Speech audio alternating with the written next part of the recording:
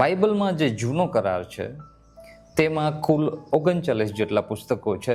32 જેટલા લેખકોએ તે પુસ્તકને લખ્યું છે. હિબ્રુ અને અરેમિક ભાષાઓમાં તેનું લખાણ કરવામાં આવ્યું છે.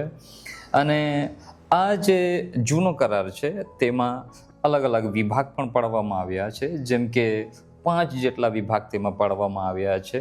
તેને આપણે સામાન્ય રીતે જોવા જઈએ તો પહેલો વિભાગ છે તેને નિયમશાસ્ત્ર કહેવામાં આવે છે, જેમાં 5 પુસ્તકો છે.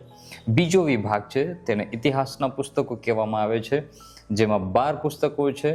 અને ત્રીજો વિભાગ જેને કાવ્યાત્મક પુસ્તકો કહી શકાય અને તેમાં 5 જેટલા પુસ્તકો આવેલા છે. અને પછી ચોથો વિભાગ મોટા પ્રબોધકો અથવા પ્રબોધકોના મોટા પુસ્તકો કહેવામાં આવે છે, જેમાં પણ 5 પુસ્તકો છે.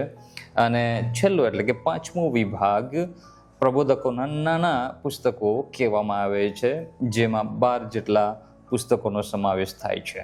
મે ગોડ બ્લેસ યુ.